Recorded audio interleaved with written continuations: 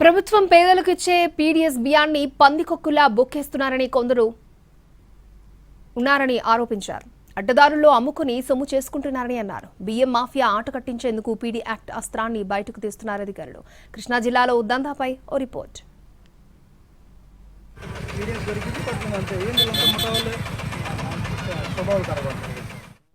ఉమ్మడి కృష్ణా జిల్లాలో పేదల బియ్యం రేషన్ డిపోల నుంచి పక్కదారి పడుతోంది. మాఫియాకు కొందరు అధికారులు లంచాలు తీసుకుని కొమ్ము కాస్తూ ఉండడంతో ఇష్టారాజ్యంగా చెలరేగిపోతున్నారు.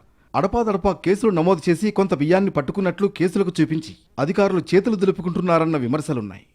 ఇటు కూటమి ప్రభుత్వం వచ్చిన తర్వాత కూడా రేషన్ మాఫియా రెచ్చిపోతోంది. అయితే మాఫియా మధ్య పంపకాల విషయంలో నియోజకవర్గాల వారీగా విభేదాలు తెరపైకి రావడంతో దాడులకు పాల్పడే వరకు వ్యవహారం వెళ్ళింది.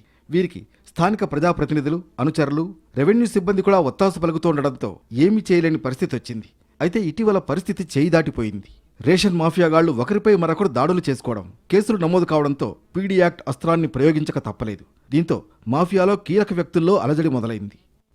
ఇప్పటికే జయంతిపురం, పామర్రకు చెందిన ఇద్దరిపై పీడీ యాక్ట్ నమోదు చేశారు.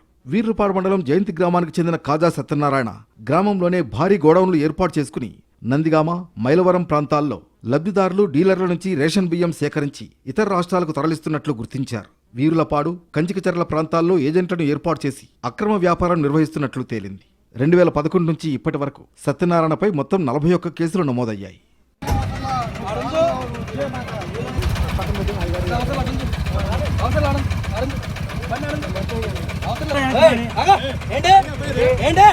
అలాగే మరో రౌడీ షీటర్ గొట్టపు రమేష్కు పీడీ యాక్ట్తో చెక్ పెట్టారు పోలీసులు.